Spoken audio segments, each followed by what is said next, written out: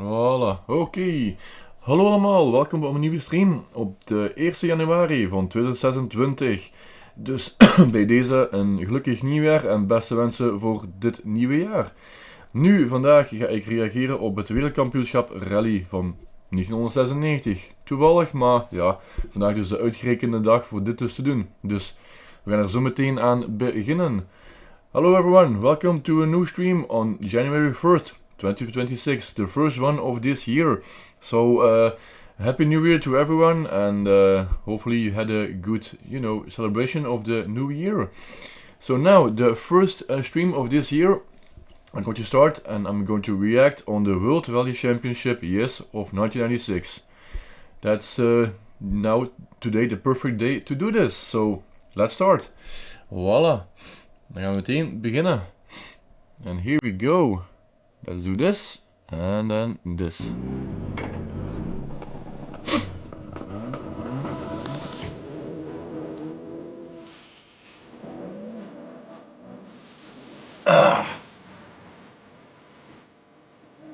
We are back in the World Rally Championship. Yeah.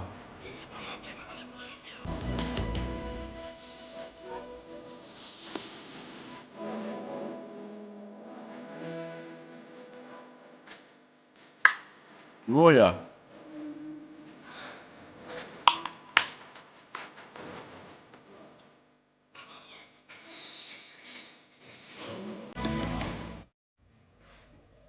The FIA World Rally Championship is one of motorsport's toughest tests of man and machine. In 1996, 9 rounds spanning 5 continents would decide the 2 titles, the Drivers' and Manufacturers' Championships, and those 9 rallies were very different in character. Yep. It was nice. The International Swedish Rally provided a snowy start to the year. The unique Safari Rally in Kenya, the longest and toughest test of all. The newest event in the World Championship, the Rally Indonesia. The heat and dust of Greece in summer, the Acropolis Rally. South America played host to the Rally Argentina, home of the tango. For many, the home of rallying came next, Finland and the Thousand Lakes Rally. Yeah, one of the best. Then the longest journey of the year for the Rally Australia. Europe provided the setting for the final 2 events of the year, Italy's San Remo Rally, and finally the Rally Catalunya in northern Spain. Just stop. Yeah, that was last year, right? Spot on. That was the scene in 1995. November 1995 when Colin McRae won his home event, the RAC Rally in the United Kingdom, to become the first British driver ever to become World Rally Champion. Yeah. For 1996, McRae led the challenge for the Subaru team, running with number 1 on his car. Subaru became double world champions in 1995, winning the manufacturer's title as well, and were strong favourites to repeat those victories. McRae, the youngest ever world champion, is nothing if not spectacular. A string of accidents have punctuated his progression to the top. Joining the young Scotsman at Subaru was Sweden's Kenneth Eriksson. He'd taken 2 victories the previous year driving for Mitsubishi, together with a prestigious Asia-Pacific title. The third Impreza would be driven in 1996 by Piero Liati from Italy. Even though it would be his first full season at the top level, he'd won the European Championship, so was no stranger to victory. The strongest challenge to Subaru was expected to come from the Mitsubishi team. Yep. Their Lancer Evolution 3 was something of an unknown quantity, but their will to win was enormous. Tommi Mäkinen from Finland was their number 1 driver, although with only 1 previous victory in the World Championship, some predicted he'd be no match for the likes of McRae and Eriksson. Although Mitsubishi would use a variety of drivers Only during the 24 year, at the time. the lion's Nice. share of Mäkinen's support would come from the young Englishman Richard Burns, a former British champion. Yep. The third team to contest both World Championships was one of the cornerstones of rallying, Ford. They've only actually won the title once, but the team has contested the series for almost as long as anyone can remember. In 1996, their team leader would be Carlos Sainz. The twice world champion is one of Spain's national sporting heroes, with 17 victories from 73 events. Nice. Yeah. Their second car would be in the hands of several drivers during the year, with Belgium's Bruno Thierry and Francois Delacour from France both featuring in the lineup. The snow and ice of Scandinavia in midwinter formed the backdrop to round 1 of the series, the International Swedish Rally.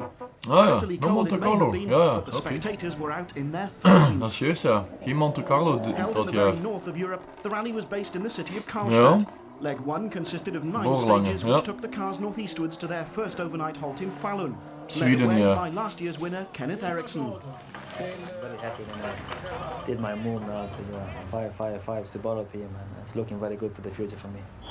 Despite his confidence, this was only his first rally for his new team, and the Subaru was taking a little getting used to.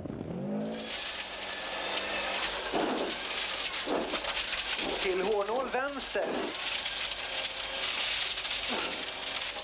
The privately entered Toyota team was led by 4 times world champion Juha Kankkunen. Ja. See as privately as it'd be nice to take on Ja. professionals. Yes, sneaky quiz, hè?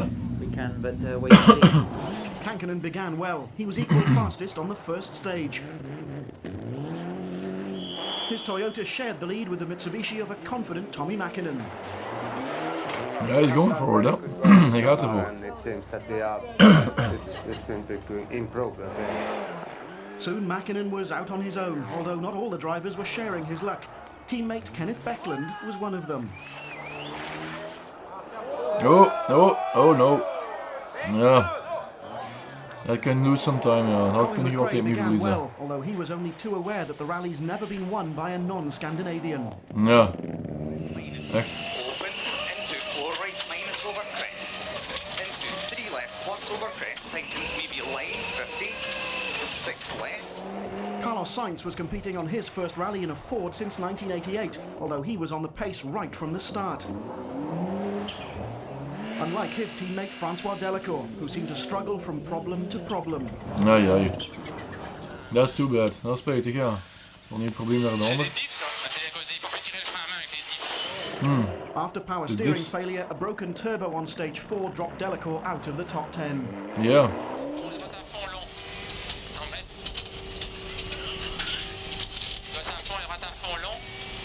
It's a long way to go. Yeah, for sure. But we lose 5 minutes, it's also a lot. Ja. While most of the Europeans were It having is a a lot. relatively 5 minutes. free first day, the conditions were causing 1 or 2 drivers to hold their breath. Ja, 5 minuten, dat is wel heel veel, ja. Oeh. Dat is, ja, eeuwigheid. Oei, hopla. There we go. Woo. Okay, good recovery. Oh.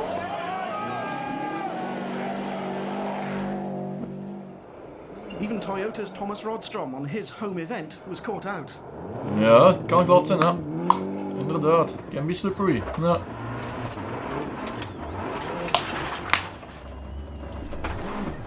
Damn, just at the end. Juist op het einde, spijtig. Ai. Ja. Voilà, al bij al. While Nog wel Ari goed. Vatanen and co-driver Fabrizia Pons shivered their way through the day with a broken heater in their Ford Escort, Oh. McRae was having more serious difficulties. He and Derek Ringer sliding around with some kind of traction problem. 6 crest. 30. Nou ja, ik zie het. Ja, wat tractieproblemen, hè. Ah. No, we lost all the studs in the front tyres were completely gone after the long stage. It was very gravelly at the start and then icy at the end, so when you come in the ice with no studs you've got no chance. Nope. Oh. 6 left. 7. Okay. Resolve. Nothing. No. Use a Michelin maybe. The looks on the faces of the Pirelli engineers said it all. To make matters worse, the problem wasn't confined to McRae. Ah ja. Fine for me, it's very dangerous. It's really crazy and not interesting to drive. At the end of the first leg, it was Mäkinen's Mitsubishi which led, although there was still an awfully long way to go. The second leg of 13 stages took the cruise from Falun back to Karlstad in conditions which would make most people stay at home. The Scandinavians are a hardy bunch though, and the Yeah. Finns in particular, who were beginning to sense victory. Go. Mäkinen's Mitsubishi led the cars away from Falun, although the Toyota Celica of Kankkunen was only 6 seconds behind. Really Yep. long K left. He's coming. He's coming fast. Tightens. Then came the surprise of the rally, Carlos Sainz, who was third in a Ford Escort. No. Sweden is unique in many ways, not least of which is Oh, this yeah. stage at Torsby, which for 9 months of the year is a lake. A Ja. lot of people, it's good fun. You can see from long distance, and I think it's nice. Ja, het is een good stage. Leuke stage, ja. Hè. Dat was eigenlijk een rivier eigenlijk, hè, het rest van het jaar. Alleen gewoon water, dat is gewoon bevroren, dus ja, dat is wel leuk.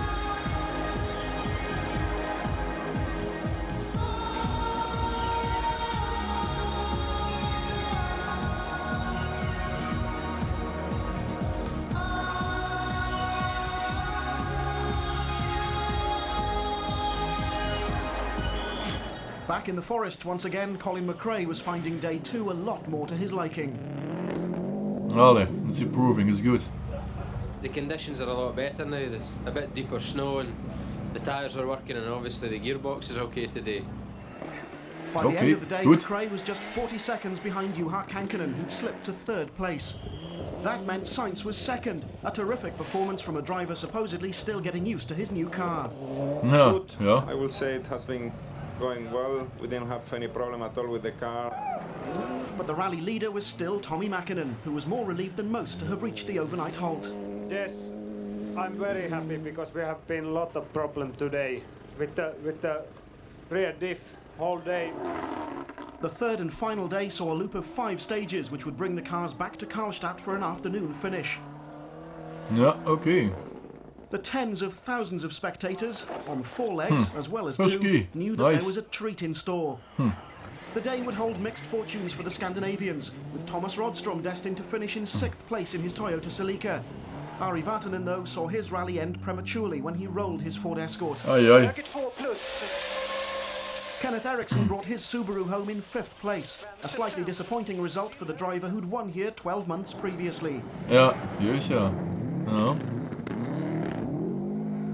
Yeah, well, it's better than nothing, yeah. Began the day badly. You know, they were clouded on the top of the ditch and just went a bit wide and got stuck for, not for a long time, but after, you know, the air filter was full of snow plus the windscreen inside, so I couldn't see anything in 10Ks and lost about half a minute there. That allowed McRae to move within striking distance of 3rd place, a position he was to capture with a string of fastest stage times. The battle for the lead was far from over, though. Carlos Sainz began the day just 15 seconds behind Mäkinen and set off to catch the Finn.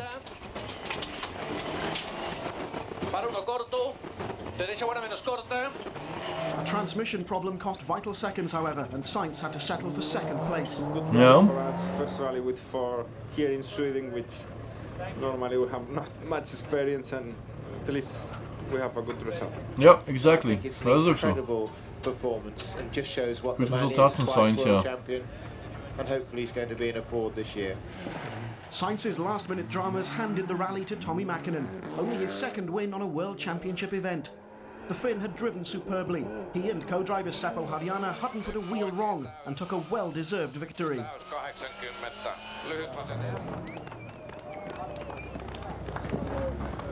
Thank you. Feel is very great. I'm very happy. Yeah, good man, the good. Traditional Put you down. donut on ice is a tricky business, yet Tommi made even that look easy. The Swedish rally had kept its Scandinavians' only reputation intact, but only just. Mäkinen's winning margin was just 23 seconds from Sainz. Ja, kijk eens jongens. Kankkunen and Eriksson Was nipt up the rest of the top 5 places. In fact, out of the entire top 10, only 3 were non-Scandinavians. Yep. Mäkinen then took an early lead in the Drivers' World Championship with a 5-point advantage over Sainz. The surprise, though, was in the manufacturers' table. Mäkinen's victory, together with Bäcklund winning Group N, gave Mitsubishi a 4-point lead from Subaru. And so to round 2.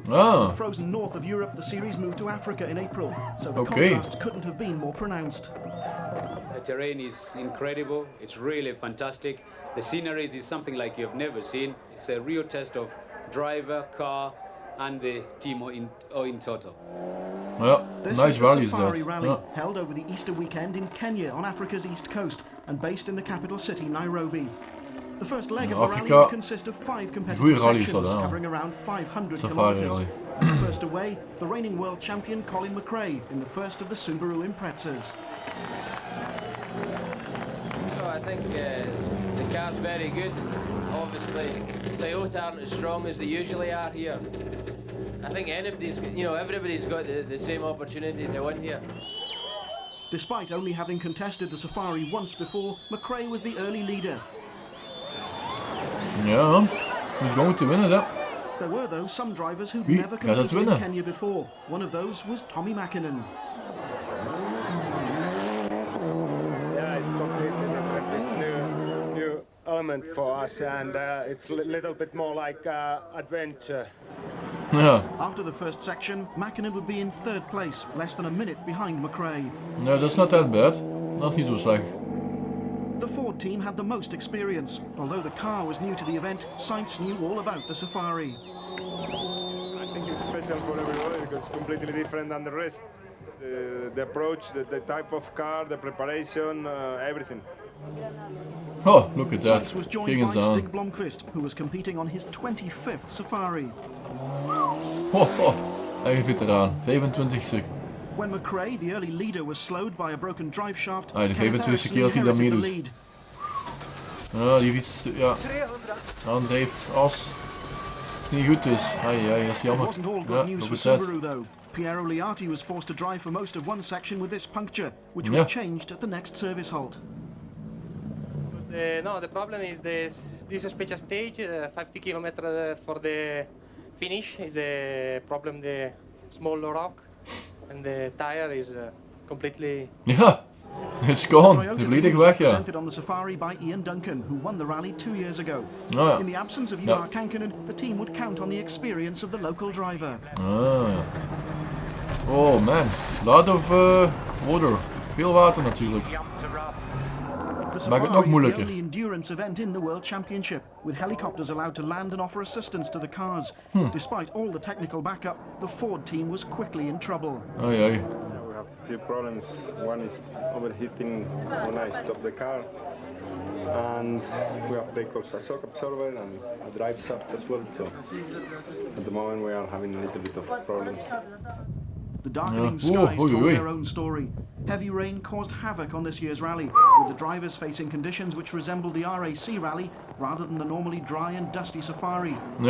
Some sections even had to be cancelled. This, believe it or not, is a stage, although it looks more like a river. At the end of the first day, McRae was in third place. Second was held by Tommy Mäkinen, whose co-driver Seppo Harjana obviously wasn't impressed by the conditions.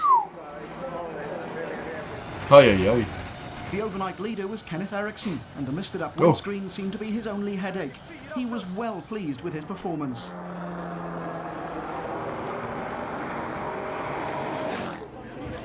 Oh, look at that, look at the sky. Kijk die lucht, jongens. Oh, manneke. Not the best conditions to work, hè? Moeilijke omstandigheden voor te werken daar. Absolutely no problem at all. Day 2, the longest day, began at 5 in the morning, and the cars would cover over 700 kilometers northwest of Nairobi, around Nakuru and Eldoret, before briefly visiting the Great Rift Valley on their way back to the capital. Day 2 began badly for Eriksson. All his good luck on day 1 deserted him early in the morning. I got the puncture in the end of the stage. I think I judged this pretty well there, and I'm happy with the stage. Mäkinen now led the Safari rally, no mean feat at the first attempt. Yeah, mine. Good job. Ian Duncan in the Toyota was playing something of a waiting game. He was well used to the rally and suspected that the pace of the leading drivers was too fast. Something was bound to break. Softly, softly was the way he was planning things. No. That's a good idea. Sure enough, Colin McRae discovered that speed isn't everything. He had a disastrous start to the second day. A faulty intercom meant that he missed a caution from his navigator Derek Ringer and had to call on the Subaru helicopter. By the time the cars reached the next service area, McRae was philosophical about his problems. Yeah, we bent 3 dampers, we changed 2 in the stage and had to drive with 1 bent to the end.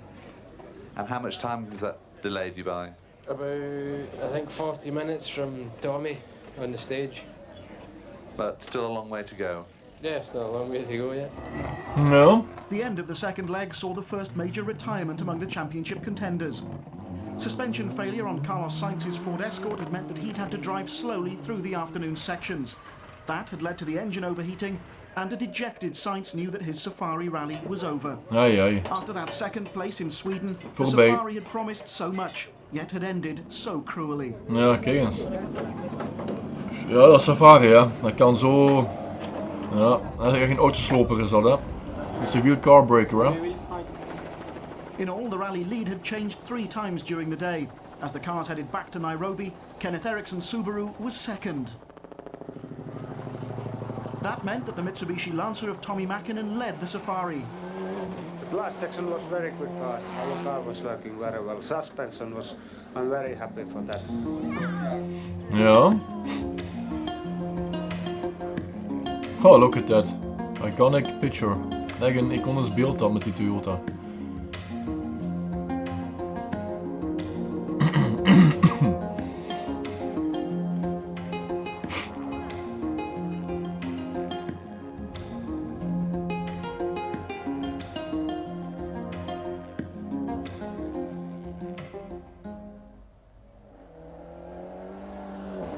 For the second time in as many rallies, there'd be a two-way fight on the third and final day. Again though, heavy overnight rain had forced the cancellation of the first 2 of the day's sections, so it was left to the final 3 to decide the rally. Tommy Mäkinen knew that the winner's trophy was almost his. Yeah, almost, not yet. Ericsson wasn't far behind, but luck was definitely not on his side. A puncture on the first section cost over 11 minutes, and Kenneth was left hoping that the Mitsubishi would have similar problems. Yeah, I looked stressed because I had a drive shaft as well, you know, for no reason at all. So I lost the brakes. There's still a long way to go. There's next stage, which is very difficult, 214 kilometers and very rough. Yeah. Ford's championship hopes were now resting on the veteran Stig Blomqvist, who'd finish in 7th place. Kenjiro Shinazuka in the second of the Mitsubishis finished 6th, a good, safe performance. Another steady run resulted in Piero Liati bringing his Subaru home in 5th place. Yeah, good. 4th was McRae, sliding around in the African mud, instead of the dry, dusty conditions all the teams had been expecting. Ja, not this year. Dit jaar geen droge safari. Ian Duncan's softly approach hadn't paid off, No. although a relatively trouble-free run had Oh, ended look in out. 3rd place. Suspension problems on day 2, the only hiccup. Hopla, hoi. Medium right opens. It's an easy one. Kenneth Ericsson must have been wondering where all his good luck had gone. A series of punctures and broken drive shafts had finally cost him the chance of victory on the Safari Rally. Oh, man, look at that. Wat een stuk hier zeg. Oh. He'd driven superbly throughout, but victory wasn't to be his. Nee. That didn't stop him trying though. Just look at the state his brakes are in at the very last service halt. Ja, amai, look at that. Wow. Goed geprobeerd, ja. Tommy and Mitsubishi, they did a fantastic rally, and it's just to congratulate them. They are really fantastic, but I hope we can take them next time. Yep. That left the Mitsubishi Lancer of Tommy Mäkinen to take a deserved victory, his second in as many rallies. Ja, amai. It's going real good. Thank you. It's unbelievable feeling. It's something Amai. very big. Mitsubishi is goed naturally begonnen. were delighted. When one victory comes on snow and the other is won on a mixture of dust, rocks and deep mud, that's the mark of a world champion in the making. Tommy's winning margin was over 14 minutes, with Ericsson, Duncan, McRae and Liati making up the rest of the top 5. Amazingly, the top 10 was separated by nearly 4.5 hours. Jongens In the 2 toch. championship tables, Mäkinen had extended his lead to 17 points from Ericsson, while 2 wins from 2 events ensured maximum points. In the Manufacturers' Championship, Mitsubishi still led, a 4-point advantage over Subaru, with Ford a distant 3rd. 1996 saw the first visit of the World Rally Championship to Asia. Ja, With round juist 3, ja. the Rally Indonesia, providing a colourful and noisy introduction for the championship regulars. Voilà. Our car is in good condition. Everything we have done a lot of. Dat was toch wel beter, hè? tests and, That's better now, hè? diesel in Hey, makes little some bit. tire Een beetje for us, maar. and it's, I mean, I feel very confident. With nearly 200 million inhabitants, Indonesia is the 4th most populated country in the world. 9 special stages made up leg 1 of the rally, which took Parapat. the cars from the start in the city of Medan southwards to the first overnight halt in Parapat. Parapat. Mäkinen finished 3rd here last year, Parapat. so knows how difficult the rally can be. Een parapad gaan ze op pad. Ja. Heavy rain in the weeks leading up to the rally made the going tough for all the crews. McRae, who won last year, used Oh. all the road to negotiate this right-hander and quite a bit of the ditch on the way out. Ja. Heel glad, heel slippery. I think nowadays the tactic is quite easy. You have to just go as fast as you can from the beginning. Yep. Kankkunen made a welcome return to the series in Indonesia and quickly settled into the slippery stages. Carlos Sainz was on his first visit to this event, although you'd never have guessed.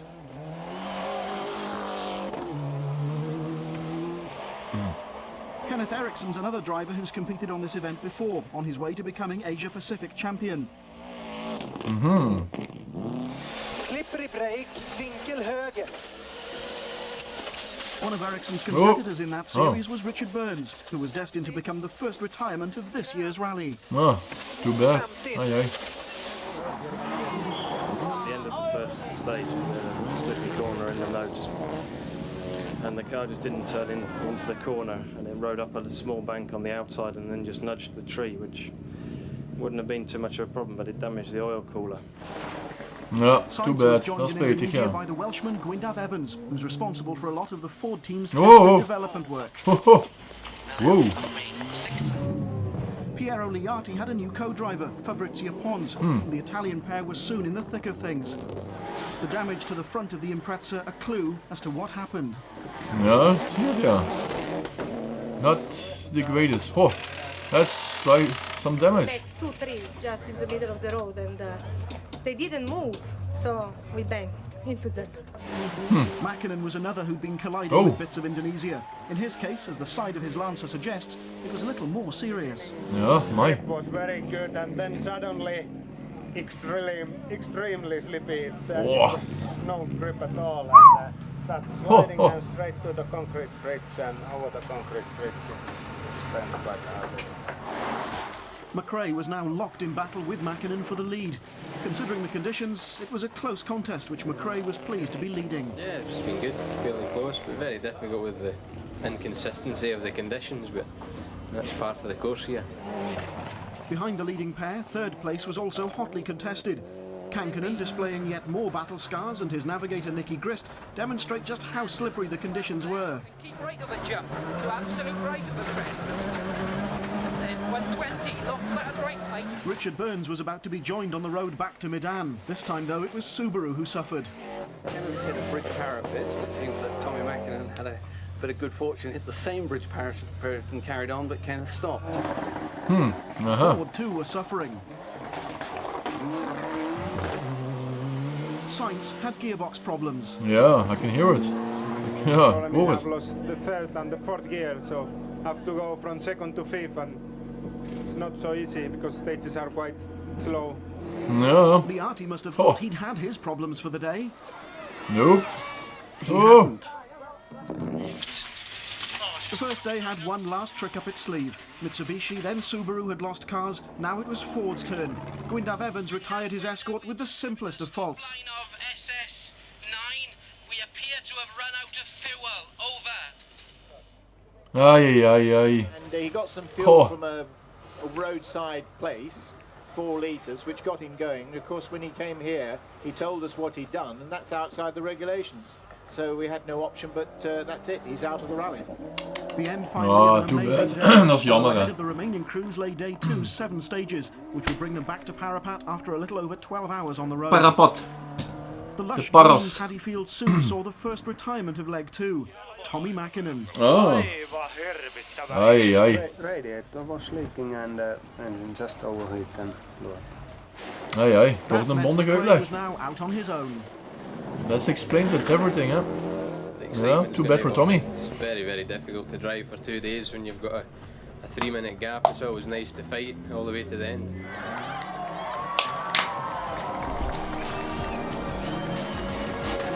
Ja, jong.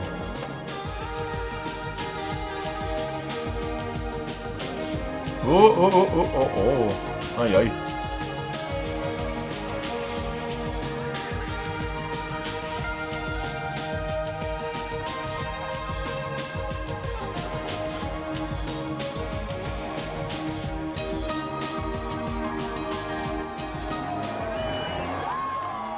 Displaying evidence of yet another close encounter with a bush, Sainz was engaged in the fight for second place with Liati. Conditions were, if anything, getting worse. Quiere buena más corta, para derecha casi tierra. Abrirse uno. Like driving with slicks on the ice in Monte Carlo or something like that. Oh, okay dan. Kankinen too was struggling. Yeah, it's really... Whoa. 70. The conditions were incredible. I mean, it was like riding on a bar of soap in the bath. The leader at the end of the day was McRae. When it rains here, you can't believe how slippy it is. It makes it quite interesting. Yeah. And so to day 3, That's all well. the start of the last and longest leg. 13 hours of competition over 11 stages took the crews back to Medan and the finishing ramp.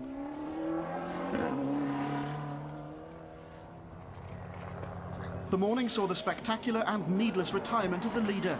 Intercom failure meant that McRae and Derek Ringer had to resort to hand signals, a system that obviously didn't work. No! Oh, that's... Yeah, big bang. Aye, aye, aye. I can't put it more bluntly than that. We don't know a lot more at the moment. He's come on the radio. Sounds pretty serious. Derek, they're both okay. That's the first thing, of course, but Derek said the car was very bad. Ahead of McRae, the long walk back to face the music. As the Yeah. rally drew to a close, some pretty unfamiliar names filled the leaderboard. Retsa Pribadi was 5th, while Yoshio Fujimoto was 4th. Kankinen had inherited the lead after McRae's accident, but that lead was to be short-lived. Oh boy. Why? You know, the intercooler radiator, and it's okay, of course, then air temperature goes up and then you have to just drive slowly. The drive of the final day came from Liati. Today is fantastic for me because the rally is very, very good. The team is fantastic. The tire is incredible. It's incredible. It's very, very happy. But it was to be Carlos Sainz who would win the rally. An incredible result at the end of what had been a fairly incredible rally, although the dramas hadn't yet finished. Oh boy. We have been excluded from the rally from immediate effect. We are not accepting this. We categorically deny it. As it turned out, the exclusion for an alleged servicing irregularity was overturned, and a relieved Sainz could take his first win of the year. Okay, gelukkig. Okay then. All in all, good. I cannot put into words my feelings. To be with Carlos in 87 and 88, it was always my life's dream to win this. I'm just Yeah, brilliant. he's happy. I think it's a great effort for the whole team. We have been working hard from the beginning of the season, and I think it has been working well. At long last, the taste of champagne for Sainz and co-driver Lewis Moyer. The winning margin, 23 seconds from Liati, Kankinen and Fujimoto.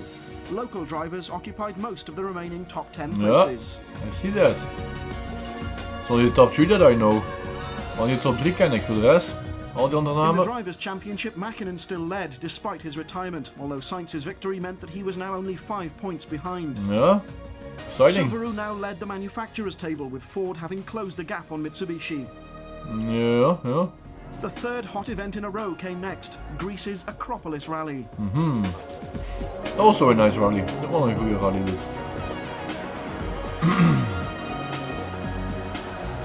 But also a carbreaker, hè. Moet ook wel een auto slopen dit.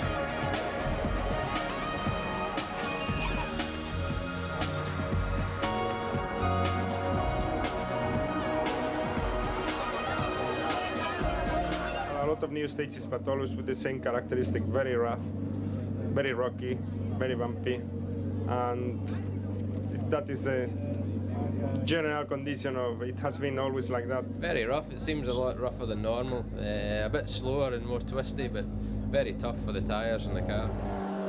The event is run on the mainland of Greece on the coast of the Mediterranean. Leg 1 comprised 8 special stages, which took the cars northwestwards from the start in Athens to the first overnight halt in the town of Kamina Vorla.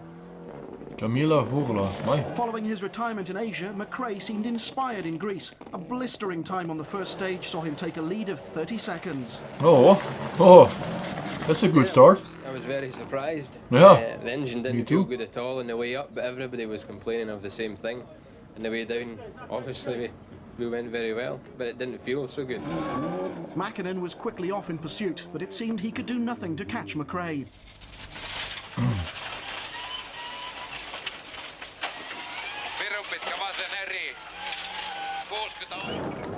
Sweden's Thomas Rodström was the first to quit. Forced to run in the dust of a much slower Group N car, the almost inevitable accident put pay to what had been an encouraging performance. He'd been inside the top 5 on his very first visit to Greece. Too bad, yeah. It was a very easy corner and just off a little bit and then hit a big stone and then rolled. By the afternoon, with McRae and Mäkinen already engaged in their own private battle, the chasing pack were left trailing. Liati in the Subaru and Sainz in the Ford Escort were 2 of the drivers chasing 3rd place, together with the Subaru of Kenneth Eriksson.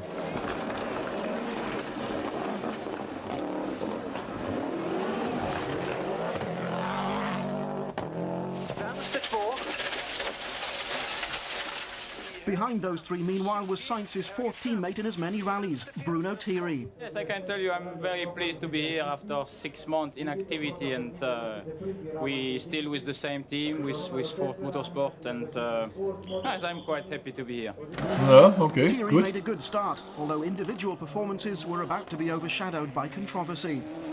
Why? What happened? McRae arrived at the next service halt, where the talk was of stage 6, or more correctly, one particular corner.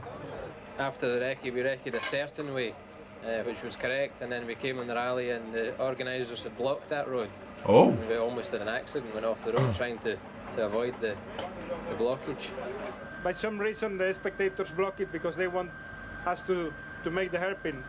So when we arrived there, it was all blocked and then we spun and we lost some time. From Mäkinen's car, you can see a large log Oh, on the yeah. right blocking the stage. Yet when Thierry goes through, the log has gone, allowing him to take the shortcut. When Liati goes through, the log's back again. There are 2 alternative routes round sort of effectively Aye, every aye. bend, and it's always open and the drivers take their own route round it the fastest quite naturally. Quite clearly it's not being marshalled properly and not being supervised effectively, and naturally the drivers are very upset about the situation, as am I. Kenneth Eriksson, who had a big problem Oh. totally unrelated to that junction, has ended up with his penalty being deleted. So it's changed the rally quite a bit. With Eriksson restored to 3rd place, at least one man was happy. Yeah, am I? It's been a good decision on your part. Fortunate. Yeah. It was not his fault, so yeah, makes sense. As the day drew to a close, Mäkinen was 2nd, ahead of Eriksson. But McRae still led, helped by that amazing performance on stage 1. Yeah, it's going very well. I'm a bit surprised, but quite happy. The second leg contained a total of 7 stages in the mountains to the west of Kamina Vorla.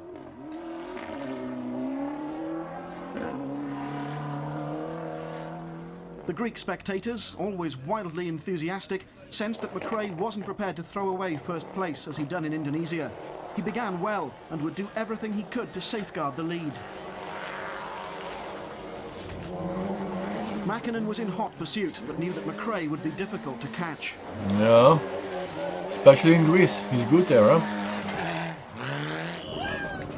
Sainz had his sights set on Eriksson's 3rd place. Para derecha, buena paso se abre, frenando fin, para izquierda, buena se cierra. Despite the warning sign, Patrick Bernardini's problems weren't down to his lack of experience, although having a co-driver to balance out a broken wheel is an advantage. Yeah. The Italian Grifone team were also having their fair share of problems. Gilberto Pianezzola's door was only one of them. Rather more serious was this little incident. Oh, my. Tyres were becoming something of an issue. The rough Greek stages were making tyre choice difficult for all the teams. Mitsubishi, like Ford, were running on Michelin, while Pirelli tyres were used by the Subaru team. Yeah. The Mäkinen-McRae battle was still going on, although the Scotsman would still lead at the end of day 2, despite that spin. His lead was now 45 seconds. Behind them, Sainz had finally taken that 3rd place. I think things are looking a little bit better today. If we consider we are a little bit with a handicap of weight, I think the car is working better than in Indonesia. Ericsson, meanwhile, had slipped to 4th.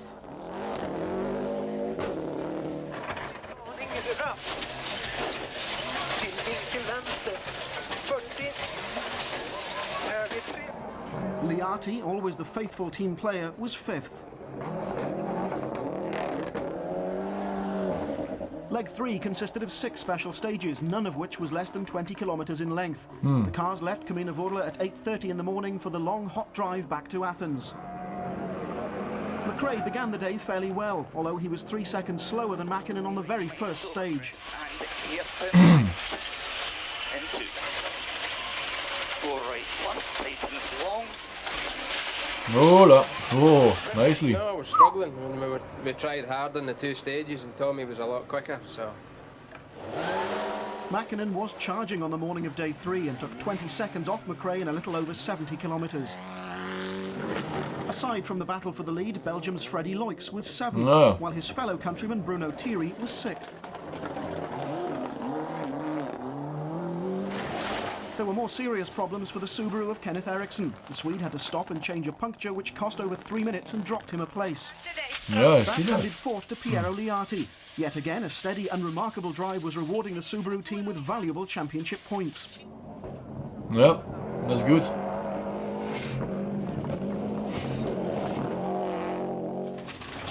Trying to ignore the huge drops, Sainz and Lewis Morrow would end the rally in 3rd place. Yeah, that's good. Good result. Yeah, it's nice view. Improving slowly, and the important thing is to keep this line up all the time and to be consistent in the top 3 and to keep improving the car like we are doing. By now, McRae was back in charge. Quickest on the first 2 stages of the afternoon, he looked set to take victory by nearly a minute. Then, as the cars headed for the final stage, an ominous rumble meant last-minute dramas for the Subaru team. McRae had a broken bearing in his Impreza's prop shaft, a job which would take his mechanics around 15 minutes to fix, but they only had 10. Oh, that's tight. In the end, the repair took just 9 minutes, and the car reached the time control with 3 seconds to spare. Tommy Mäkinen could only look on as McRae's car started the last stage with a lead of 42 seconds and no time penalties. Yeah. They did a good job with Subaru, so yeah. That's all for them. McRae could finally take his first win of the year. Indonesia's accident now very much forgotten. Yep. Good. It was getting a bit dodgy earlier on today, but it's worked out okay. Mäkinen finished a frustrating 2nd. Yeah, well, yeah. Last couple of stages was so rough and we couldn't go flat out because tire wearing was so bad.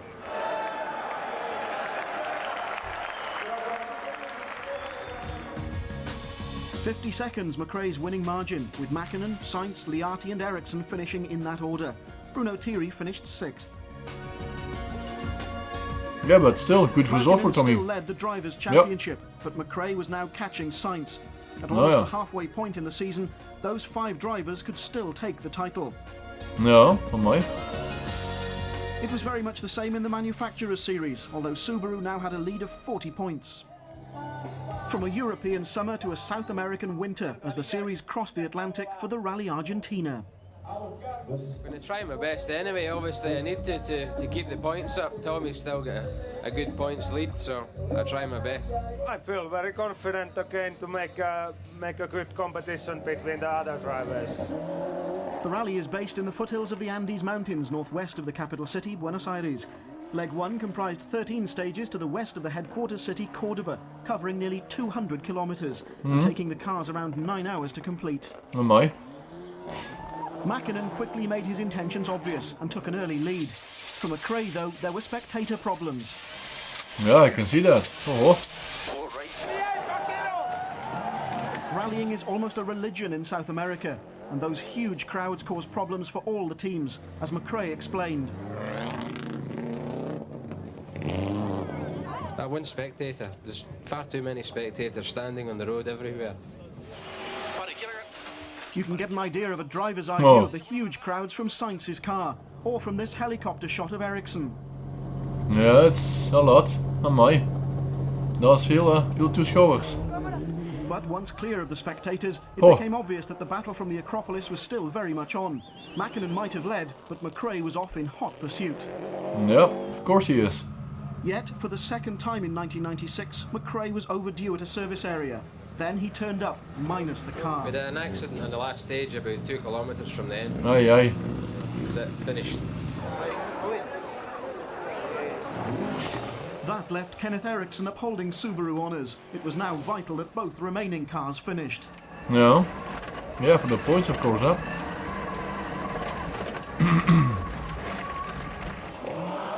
Piero Liati in the third car was now elevated into the point scoring. Sainz in the leading Ford Escort began well, although yet again problems weren't far away. This time the transmission to the front wheels broke, leaving the car with effectively three-wheel drive. By the time the car reached the next service area, the decision had already been made to swap the broken part on Sainz's car with the unbroken shaft on Thierry's. Oh, yeah. There was something broken in the front diff, and it was difficult. I mean, we have three-wheel drive. For 2 stages, we lost 1 minute and 50 seconds. This was normal for me to give him this part. I have to understand that. So Thierry was left struggling until the end of the day, when the fault could finally be fixed. It's not the best, but yeah. After his retirement in Indonesia, Richard Burns had some making up to do.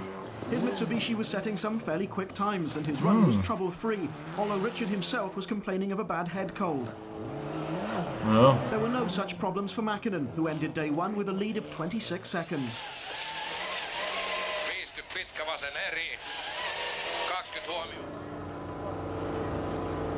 You're very confident, I can tell. Yeah, I can put a little bit more if I want.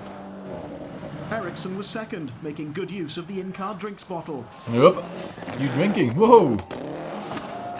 Third was Liati, so both Subarus were well placed, even if the team leader was already on his way home. No. For Sainz, his problems hadn't ended with the transmission failure. Oh boy. It was going okay. Yeah. For a while, and then we did the last 4 stages without power steering, so it was not very good day.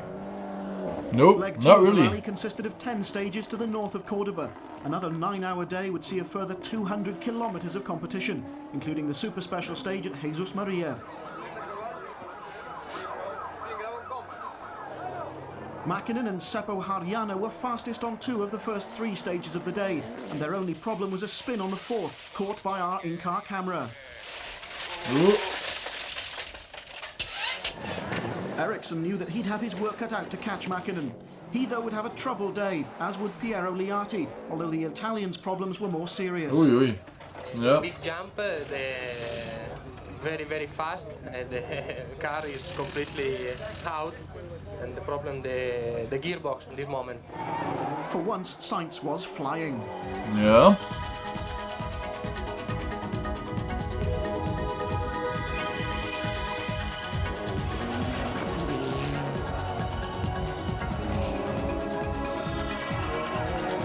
Hey, what's up?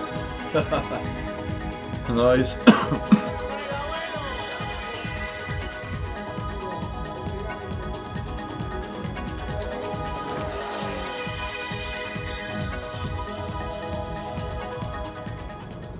Liati's miserable day continued, with the car stopped on one stage, allowing the Toyota of Rui Madeira to speed past. At the next service, the Subaru mechanics had yet more work to do. No. Burns was winning his battle against his foe. He was now 4th. Okay, good. Sainz was finally trouble-free and in 3rd place. Para derecha acá posible cuarta de tierra. Sasar. Para izquierda acá. Eriksson ended the day in 2nd place, and Mäkinen would be in his sights at the start of the 3rd and final day. Mm-hmm. A good battle then for the last day. That's always nice, huh? Maybe it was that I losing second instead of gaining second to Tommy today, but now they will put a new center diff in and we will try again tomorrow. But it's 55 seconds, it's a bit long way, but why not? Yeah, It had been another thrilling performance from Mäkinen, who by now was starting to dominate the championship. Would this be his third victory of the year? I think so. Our car is still in perfect condition and just keep going like same as today. The third and final day contained just 5 special stages, firstly to the north and then south of Cordoba, and would prove to be the most controversial day of the rally, if not the entire championship so far. Okay. It was the very first stage of the day which provided that controversy. From Mäkinen's in-car camera, you can just make out something blocking the little track which goes off to the left, forcing him to go right. If we go on board with the next driver along, Kenneth Eriksson, and stop the tape, you can clearly see the way ahead is blocked, but Kenneth carries on regardless. If we again freeze the action, this time of Richard Burns, you can clearly see the blockage. Burns too was forced to take the wrong route. According to road book, we should turn to the left, but we couldn't because it was blocked with the bushes and stones, and we had to take long loop from the right about 1 kilometer without notes. My view is that I risk my life. I try to be professional. Maybe I'm not the best, but I try to be professional. And the organizers this year, they are proving that they are not professionals. They're just amateurs. No, the stage not good. Continued, although just as in Greece, it was Eriksson who would be affected the most by the events. In Greece, it was steering damage, but this time it was a puncture. Again, just as in Greece, it would be Carlos Sainz who would stand to benefit. Then after 24 we come into a very, very fast section, and then just the tire explodes, so we had to stop and change, and we just managed before Carlos coming. It has been 5 seconds more we could have pulled out in front of him, but we couldn't manage, so we lost a lot of time there. As the row rumbled on, Gilberto Pianezzola was able to bring his Toyota home in 6th place. 5th was Thierry, who must have wondered how he'd have done without the time loss on day 1. Burns was a promising 4th. He'd done more miles on this one event than during the whole of the first half of the year. He was coming to terms with the Mitsubishi at last. Yeah, good. 3rd was Eriksson, after dropping a place when the stewards refused to cancel stage 24. Unlike Greece, this time his misfortune was to cost him a place. That's unacceptable, actually, honestly, but yeah. A relieved Sainz could then finish 2nd, although again, how would he have done without day 1's 3-wheel drive dilemma? No, who knows? Oh. Definitely we have made a step forward, and car is now becoming more and more competitive each time. Mäkinen could take victory number 3.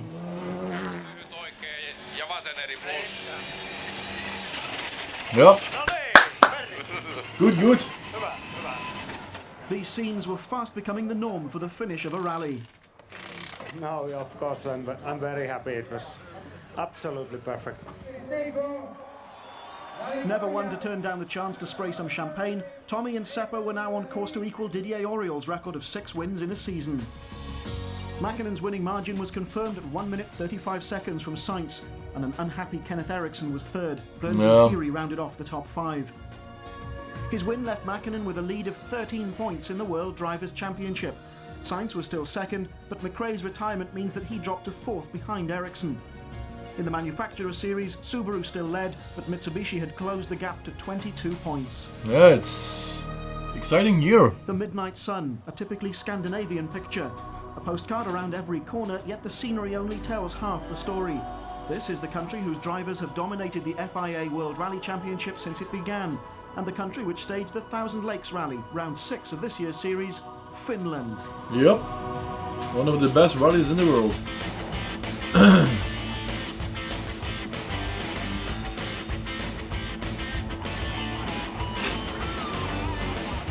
Before the rally, Colin McRae was fined by the FIA for speeding in Argentina. But obviously there was no crowd control at all. The service area was very busy. I hit one person who fell over, but not. They say I was speeding in the service area, but I can't say I wasn't, but I don't think I was. Well, I can't condone Colin in that particular situation. I certainly can't condemn him at the same time.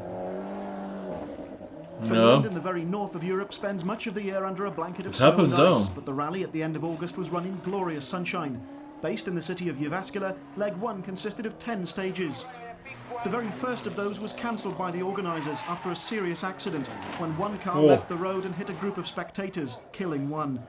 The Thousand Lakes organisers are rightly concerned about spectator safety, but it seems there's no guarding against a freak accident. Yeah, it's... Tommy Mäkinen was first on the road, which meant that he was sweeping the road of gravel for the others. That's one of the things of Despite rallying. that You spin never and know. the conditions, Mäkinen was in the top 3 throughout the first morning. The early leader, though, was Juha Kankkunen on his 3rd and final World Championship event of the year. Ah bon? Yeah. His teammate Marcus Gronholm was 2nd after the first stage. Yeah, I don't think it's a major thing. Whatever we have done is to change the power, to have a little bit more power at the bottom, better response, and it's more, maybe more to my driving style than anything else. There were early problems for the Ford team, though. It seemed their run of bad luck was continuing. The pipe that goes to the boost pressure sensor came off, so therefore he had no boost. Yeah, It's only okay. 1 minute and a half. It's I love a lot of time. Yeah, Bruno Finland. Thierry, too, wasn't happy. What's up with Bruno? He's broken a front prop shaft. The leading escort, in fact, was the privately run car of Jarmo Kutuleito. Surprisingly, perhaps, Kenneth Eriksson was the leading Subaru driver. The Thousand Lakes is another event which favours the Scandinavians, and Colin McRae wasn't enjoying himself. The visit to the FIA in Paris had interrupted his reconnaissance of the rally, and he was about to pay the price. No, no. Oh boy. Oh! Ah. His 3rd crash of the year left Subaru with a repair bill of around $1 million, so no wonder McRae was whisked away to the motorhome. Uh-oh, I yep. don't know whether it was a wrong note or a corner. There was something to do with the notes. We slid off the road and the car hit the bank and rolled over. Championship finished now? Yeah, it's finished now, yeah. Yeah, At the end of day 1, Marcus Gronholm was 3rd.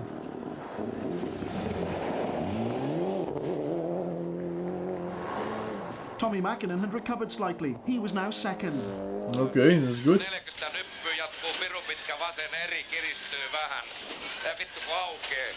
First car on the road, there's a lot of loose gravel and dust. It's, I mean, I think it's quite big advance to come a little bit later. But it was the master, Juha Kankkunen, together with his Welsh co-driver Nicky Grist, who would lead the rally going into day 2. Nicky even having enough time for a wave for the camera. Kankkunen admitted that he was pleased with the day's work. A very good day, I must say. I mean, a little bit surprised even myself in the morning that about the times, but good day. Day 2 consisted of 12 special stages, this time to the south and then to the north of Jyväskylä, before returning to the city for the final stage of the day. It was now Kankkunen's Toyota which was sweeping the roads for the Mitsubishi of Mäkinen, and the times immediately reflected the change.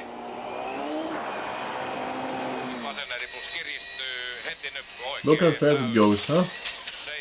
Look at that. It's Whoa. completely different grip than yesterday, and that's why it's I'm quite a lot faster. It's still okay. I mean, if you compare the times to the other boys, it's fine, even to be first car on the road. But Tommy is the only bandito who is going well. Besides the battle for the lead, Kutuleito was now clawing back time and was starting to threaten 3rd place. Gronholm, like Kankkunen, had a fight on his hands.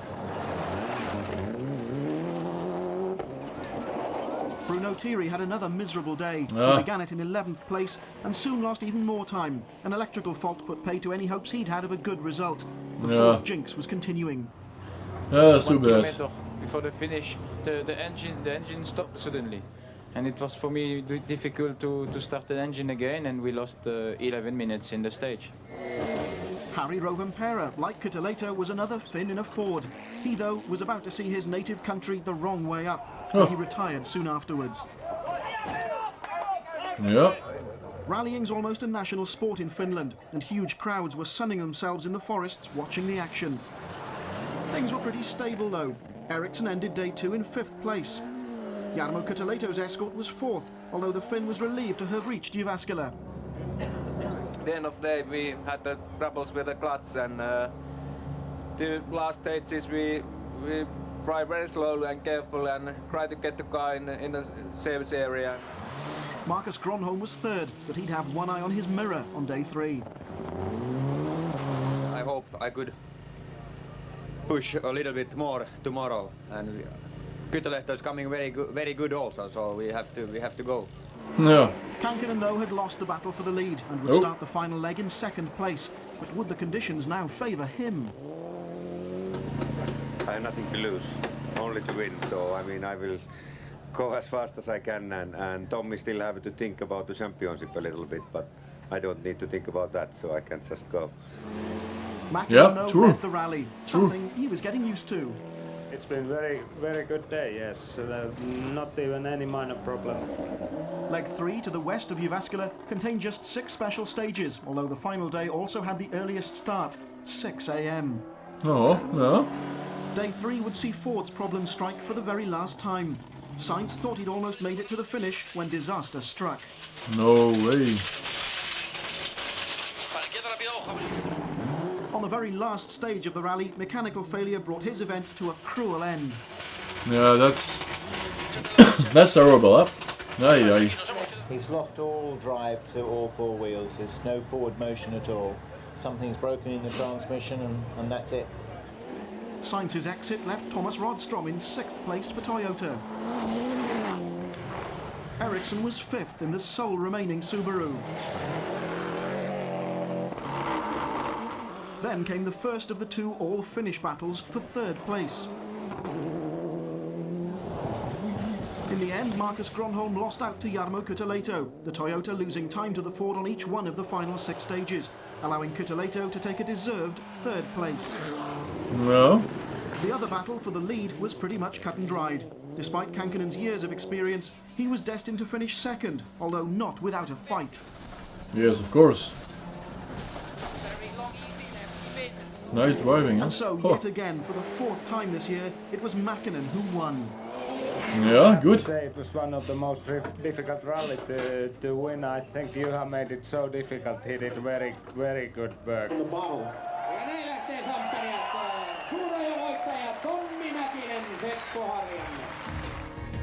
Tommy's winning margin was 46 seconds, with Kankinen 2nd and Kutuleito 3rd. Gronholm, Lindholm and Lampi meant that of the top 8 finishers, 6 were Finns. Yep. His victory lifted Mäkinen to 95 points in the Drivers' Championship table, a lead now of 33 points. Mitsubishi also moved ahead of Subaru in the Manufacturers Series, with Ford still 3rd. Yeah, it's still exciting. Next came the long journey south to Australia. Yep. The first stage of the rally, the atmosphere is just boiling. 15,000 people there, and it's just something fantastic. You had to be there on the spot to understand the feeling what they have done here.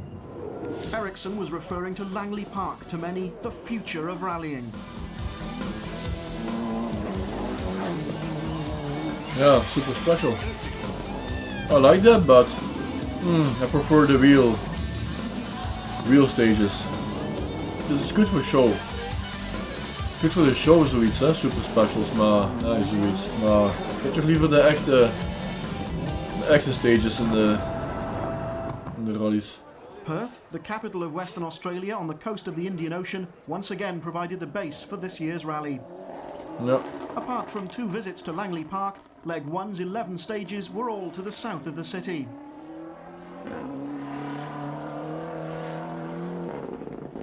After all his problems in Finland, Sainz was the early leader. He obviously hoped he'd be out of the headlines. Some hope. Yeah. Whoa! In junction and I hit the cameraman. I don't know. Nobody damaged, nobody hurt. I don't think so. Only the camera and the car a little bit. It was soon business as usual. Mäkinen quickly took over the lead and knew that victory would virtually guarantee him the driver's title. Okay then, yeah. Kenneth Ericsson, though, also needed a good result to clinch his 2nd Asia-Pacific title and was trying hard to catch Tommy.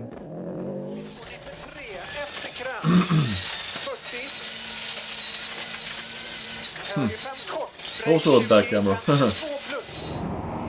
McRae started cautiously, keen that Australia wouldn't be a repeat of Finland, Argentina or Indonesia. Yeah. Bruno Thierry began superbly, 2nd after stage 2 to Sainz. However, the all-too-familiar story wasn't long in coming. Oh boy.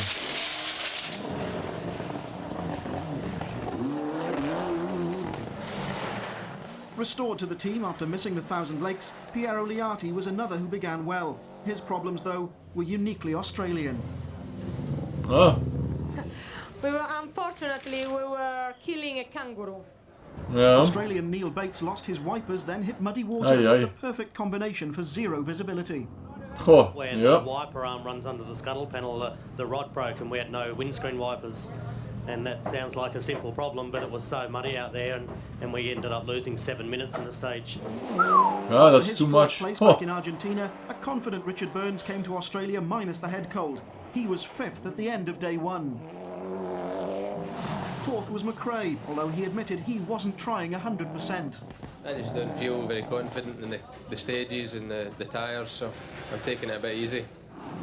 Ericsson was 3rd, but needed only to finish ahead of Burns to secure the Asia Pacific title. This is normally my worst day, so knock on wood. I think I'm looking very optimistic for tomorrow and also for the last day when we go up to York and Mandering Forest, so I am looking very optimistic. 2nd was Sainz.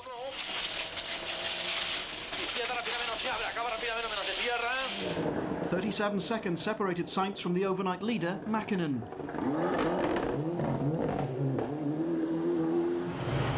Tommy, though, was on winning form. It seemed nothing could stop him. Even his mechanical worries were minor ones. Okay. It's been very good day. Not any bigger problems. Just on the long stage we broke front dampers. The second leg's 8 stages were all southeast of Perth, the only exception being the 3rd and final visit to Langley Park. A 6 a.m. start saw the cars heading off towards the massive Bunnings forest. Mäkinen led the cars into Bunnings, although Mother Nature was about to play a little game with the drivers. The dark Australian skies unfortunately meant rain, and more rain. A lot of rain on 96, huh? Mäkinen and Seppo Harjana were the first to sample Bunnings in the rain. They'd been warned about the famous water splash, now much deeper and wider than usual. As they approach, Mäkinen slows right down almost a walking pace and keeps to the right-hand side of the road. To the delight of the huge crowd, the Mitsubishi makes it through. Tommy, though, is far from happy. Yeah, my. Tommy, are the conditions improving at all? No, not at all. It's completely stupid to keep this last left-hand corner. For Carlos Sainz, the water splash would be very different. Despite receiving the same warning as Mäkinen from the marshals at the stage start, Sainz approaches the water a lot faster and takes a more central line, with disastrous results. Yeah. Yeah, because the faster you go, the more water comes in, so if you can go slower, the water is not that intense, so yeah, it's a real shame situation. This now, look. 2 minutes behind Sainz was the Subaru of Kenneth Eriksson. Would he too fall victim to the Bunnings water splash? Yeah, it's... Despite keeping to the right, just as Mäkinen had done, Kenneth tries to drive through too quickly, and the water claims its second victim. Yeah, look at that. Look all over the all over the hood. So yeah. Now Sainz is out of the car and is watching events in disbelief. McRae is next, and he approaches at speed. Moyer tries to flag down the Subaru, and McRae's own gravel crew are on the left, urging him to take the right-hand line through the water to no avail. Look. Colin's father, the former British champion Jimmy McRae, helps push the car clear of the water. Luckily, Colin keeps the engine running and is able to drive out of the stage. Okay. Obviously the ford's far too deep. It was crazy to even think we could go through there. It's like a river, it's not a ford. No. By now, Sainz, Eriksson and the others were getting angrier by the minute. Everyone, even David Richards, tried to help, but to no avail. Surely the organisers had no option but to cancel the stage. Yeah. But you see that's the beauty about rallying. Everybody is helping. You know, you saw Sainz pushing the Subaru. Yeah, that's what I like about the rally in general, especially in those days. They didn't care if they could help, they helped. So yeah, I like that. Thierry's spluttering engine told its own story, but the situation was now beyond a joke. Look at that. It's more like a boat race than a car race. It's absolutely unnecessary to have this deep water because we are all stopped here and maybe 5 or 6 cars destroyed the engine here, so we had to stop the rally. Eventually the stage was cancelled, leaving the cars to drive on to the next stage in convoy. Bruno Thierry's car, though, would splutter on for a while. Yeah. Oh. Bruno, the engine sounds terrible. Straight after the start, misfire. All the stage was misfire. You can hear? Yeah, we can hear it. Aye, At the end of the day, McRae was fourth, although he had a few scares along the way. Aye. Oh la la! Oh no! That's too Sainz, bad. grateful to have escaped Bunnings unscathed, was third. While Ericsson, also relieved, had climbed to second place. No, I had a small fire in the car, so next stage I think I will take some sausage with me so we can have a party inside. But I think it's due to the river crossing we did when it was just flooded inside the car with water. Macklin was still leading the rally and stood to clinch the Drivers' Championship if things stayed as they were. Yeah, I think so. I think it stays that way, honestly. It's quite good lead at Not the sure. moment, and car is in perfect condition. Leg 3's 8 special stages to the east of Perth would decide not only the rally, but also possibly one of the 2 World Championships with 2 rounds still to go. Behind the leaders, Thierry would finish a disappointing 6th. Burns was set to come home in 5th place, another strong result. McRae was 4th, although seemingly satisfied with his performance. Sainz began the final day 31 seconds away from that vital second place, and the race was on.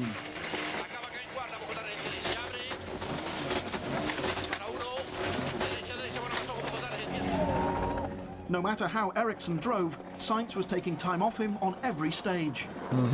Okay, ja. Come on, Kenneth, go! Till höger 5, till vänster 5, i höger 5 plus, till vänster 5. Sort it with. By now, Mäkinen had relaxed a little, although he still drove through the last stage like a man possessed. His 5th win of the year was now inevitable. Well done, well done. Ei ne ainakaan ohitussopana. But would he also claim the championship? For once, the answer lay with someone else. Kenneth clung on to second place, and Sainz knew that the fight was over.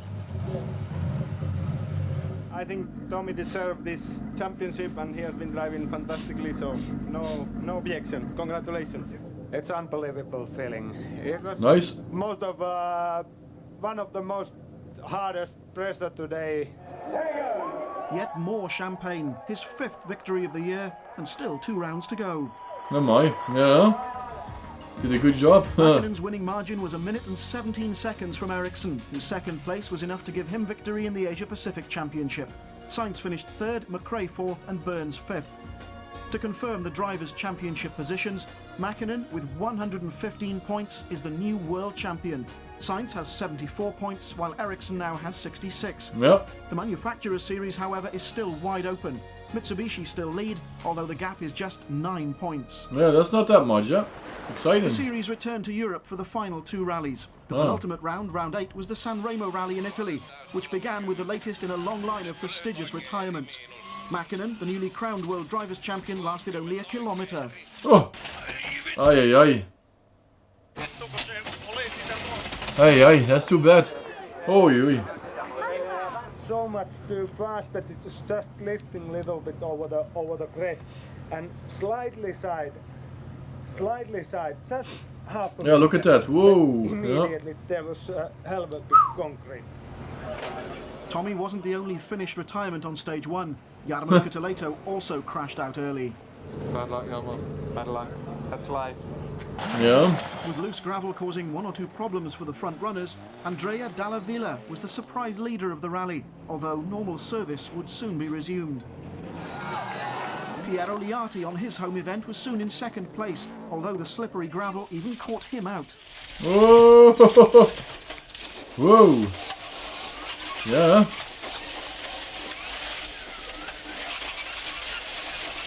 Okay. Once Dalla Villa had slipped back, Colin McRae inherited the lead. And 6 left, into 4 left plus wide.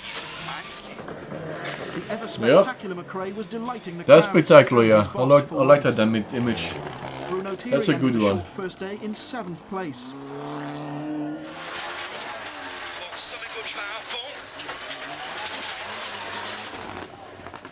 Ericsson was 6th in the first of the 3 Subarus. Mitsubishi, meanwhile, had brought along a secret weapon, the 1994 world champion. And suddenly, Mitsubishi called me and, okay, big smiling, and happy to be here. By the end of the day, a smiling, happy Oriol was 5th. Yeah, that's good.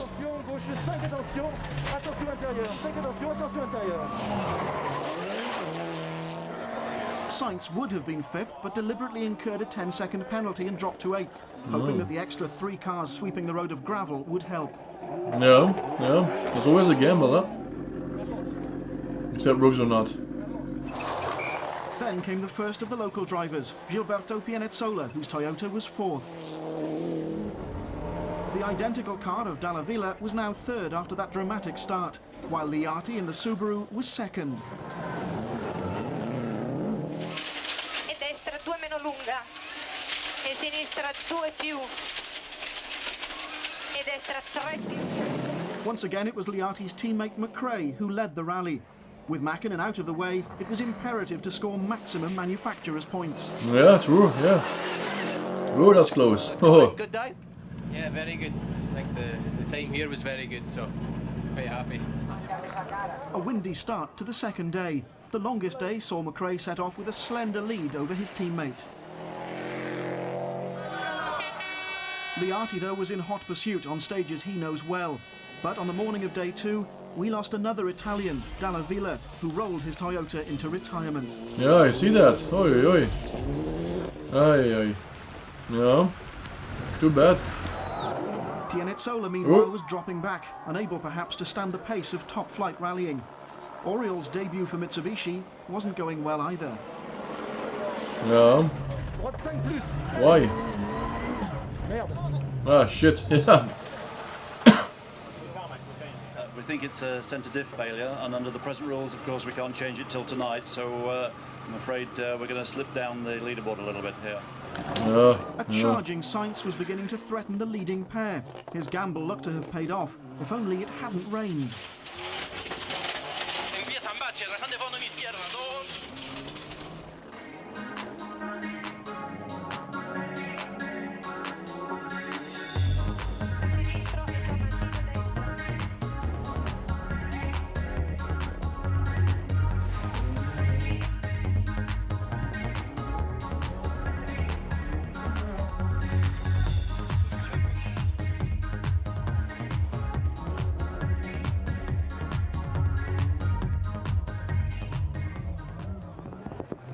Torrential rain on the 9th stage dramatically halted Sainz's progress.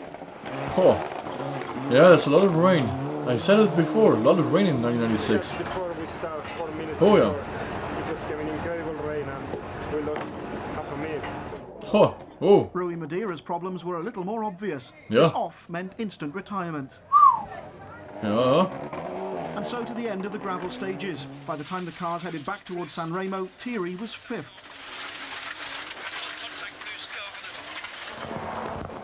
Ericsson was 4th.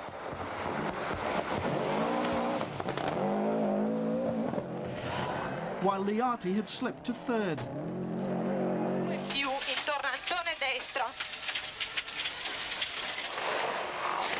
Hey. Sainz and Moya were now 2nd, just 32 seconds behind the leader. Second place had eluded them in Australia, but in Italy they were out to win. McRae, though, was where he enjoyed being, out in front and on the edge. He'd lead the rally into the 3rd and final day, even if there was still the odd moment of over-enthusiasm. Yeah, that's cool, huh? 6 left over crest. Ooh, At the last service area of the day, the mechanics had to change the cars from gravel to tarmac specification. With Sanremo changing to an all-tarmac format for next year, this was the final time this will ever happen. I have nothing to lose. I have to push, and I'm pushing hard. Yesterday I was pushing hard, and today I will push hard, and tomorrow the same. But if I don't finish, it's not a big drama. There was drama, though, right at the start of day 3. Liati's Subaru refused to start, and the Italians' rally was over. Cool. The car wouldn't start. Was no way to start it. Yeah, that's too bad. Unlucky. Aye. McRae, the overnight leader, set off into the mountains north of Sanremo with a slender lead. The heavy drizzle falling on an already damp road would make life difficult. 2 minutes later, and Sainz was on his way. As on so many other occasions this year, it was becoming a battle of the tyres as much as the drivers. Yes, the tire choice is becoming a little bit of headache because you know you have to choose the tires here and make the stage 20 kilometers away and then make another stage later on. So we decided to go with the same tires and Colin, that's it. Carlos's times in the last two stages have been very good. So if he goes like that again, then so obviously he's going to pass. He doesn't want to take any risks. Oriole, meanwhile, had battled through the problems of day 2 and would finish in 8th place, although the manufacturer's title was slipping away from Mitsubishi. Yeah. Franco Cunico finished 6th in his privately run Escort, while a thrilling battle for 4th place ended with Ericsson relegated to 5th on the very last stage. Freddie Loix from Belgium had driven superbly to snatch 4th place from Ericsson. Yeah, good. Go fast, Freddie.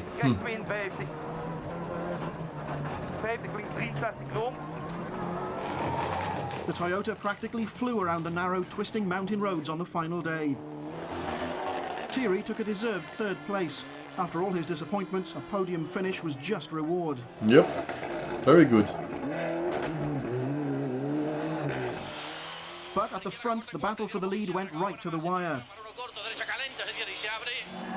McRae had been losing time to Sainz all day and began the final stage with a lead that had been trimmed down to just 11 seconds. Sainz could almost taste victory. Yeah, well, oh. McRae and Ringo reached the end of the last stage and held their breath. At the service area, the McRae family heard the news at the same time as Colin. He'd won by 22 seconds. Okay. Obviously, with all the hassle we've had this year and the bad results, it's nice to win this rally. This is probably one of the rallies in the championship. It's very good to have in your record as a winner.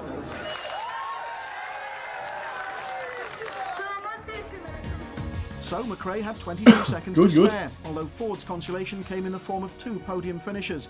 That great final day drive by Loix gave Toyota 4th place. Yeah, nice.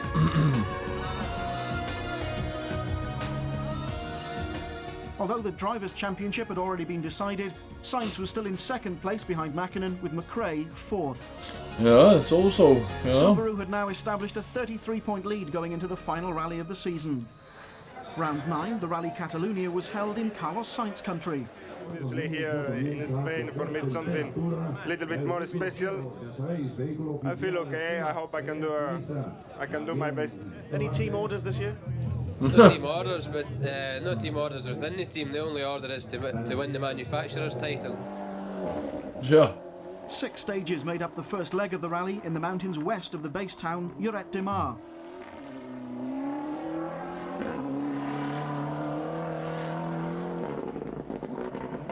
Huge crowds lined the mountain roads, and nearly all of them were there to cheer on one man, Carlos Sainz. However, after McRae and Mäkinen's retirements in Catalunya, it was Sainz's turn. Oh, Leo.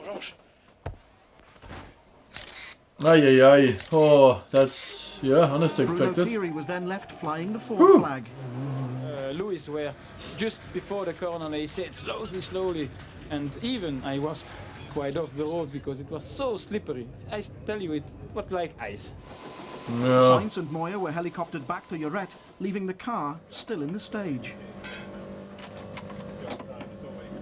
But it sounds as though in the roll they've damaged the engine and they can't restart the engine. So they're out of the rally at this moment in time. Cheered on by his fan club, took an early and short-lived lead.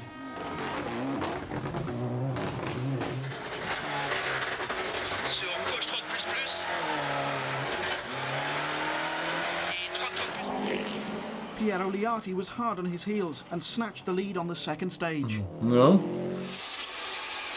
Per sinistra 4 più lunga. In destra 4. The sensation of Sanremo, Freddie Loix, was next and would run in the top 4 for much of the rally. Good. 100? Then came the Sanremo winner McRae, although the Spanish stages weren't to his liking. Right over crest then.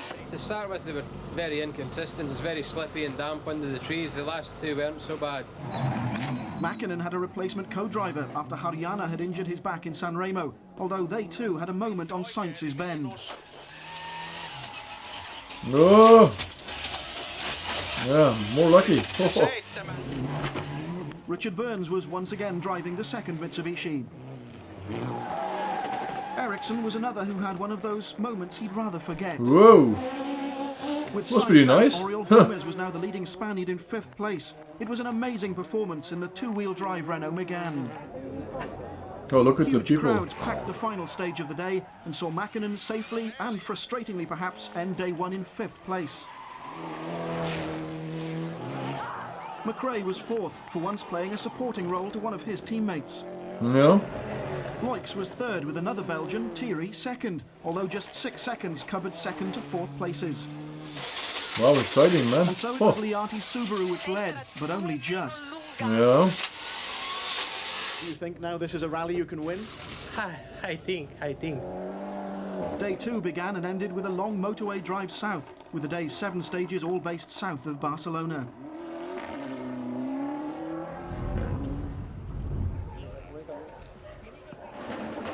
Liati set off with a slender lead, although running first on the road wasn't an issue for a change. He began to extend that advantage. In sinistra 2 e destra 2 più 30, sinistra 3, 80. Thierry began the day badly, a poor tyre choice costing time on all the morning stages. The tyre choice that was made in conjunction with our tyre experts wasn't good enough. And the tyres just wore away, they lost grip, and the result is we lost 20 seconds to Piero. Thierry's problem meant that Loix was now 2nd. Yeah. Very good, Loix. Come on. It was not a problem for me. I make it the right choice for the tire and it was okay. Kind of said it feels better when you swap it as well. You get less oversteering. Everyone else was a bit slower. The Pirellis were obviously working a lot better on the harder stages. Gomez too had tyre problems. I explode the tire. Oh yeah, and it's not a good day in this moment. Nope, but yeah, shit happens. Oh, that's even worse. Whoa! The window was... Yeah, you see the window? Window, look at the window. Hopla! Window, oi. Oh, okay. Never noticed that. Huh.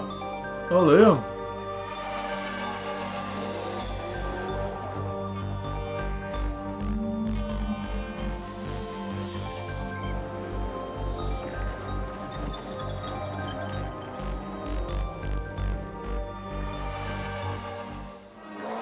The conditions were still catching people out. Ah. This is the Seat of Jesus Puras. Aye.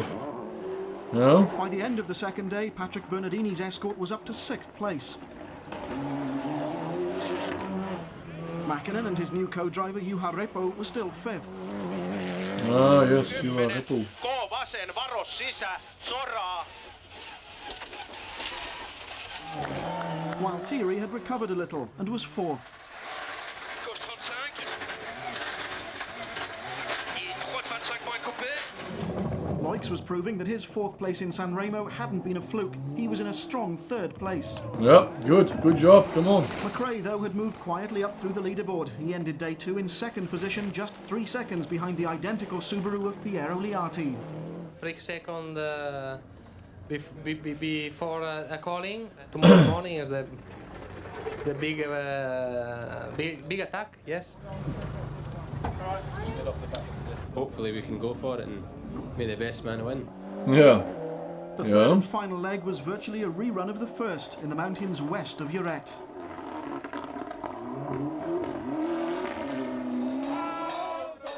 So, the last day of the last rally of the year, and things couldn't have been closer. The tension was evident. Yeah.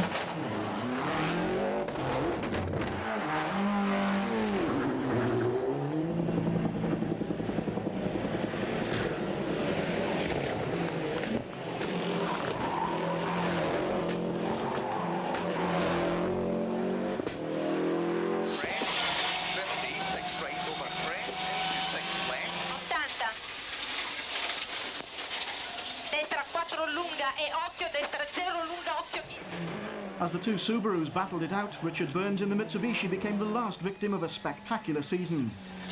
Oh boy. Oh! Well, we heard on the radio that he had misunderstood a pace note and went off the road. I don't think it was a big accident, but he sounded very disappointed. Look big. Group N, the so-called showroom class, Uwe Nittel lost the title on the final afternoon due to a slow puncture. Gustavo Treyes from Uruguay picked up the World Championship after a terrific two-way struggle. But all eyes were on the head of the leaderboard. Bernardini finished 6th. Mäkinen finished 5th, but knew that Mitsubishi had lost the championship, while Loix had last-minute trouble. Oh shit. The last 5-7 Ks, the car was still running on 3 cylinders. I don't know exactly the problem, but we lost a lot of time. Yeah, too bad. Like Loix, Bruno Thierry had a troubled afternoon. At the end of stage 17, his radio message to the team tells the story. Yes, we have a big problem with the clutch. We are clear of the stage, but we have a big problem with the clutch. Despite his worries, Thierry managed to finish 3rd. Okay, good. And so, yet again, the last stage would decide the rally.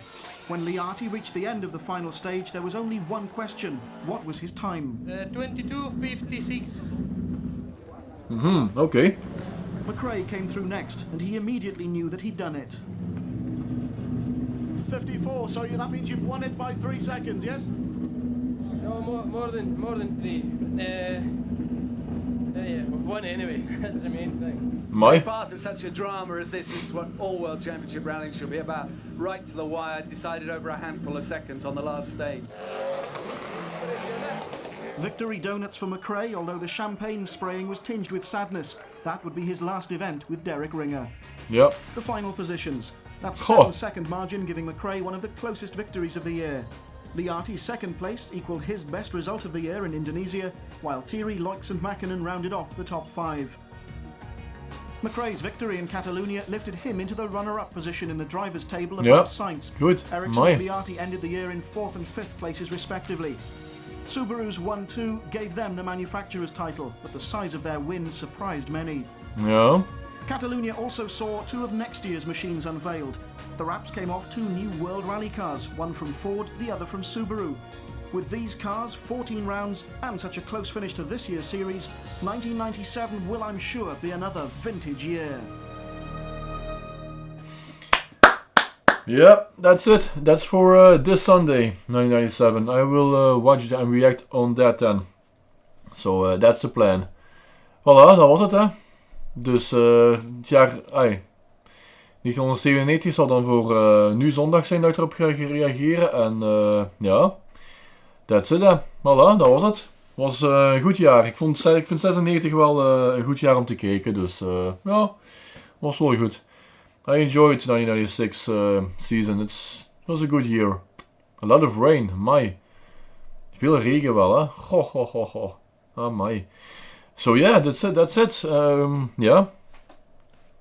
That's the end of the stream.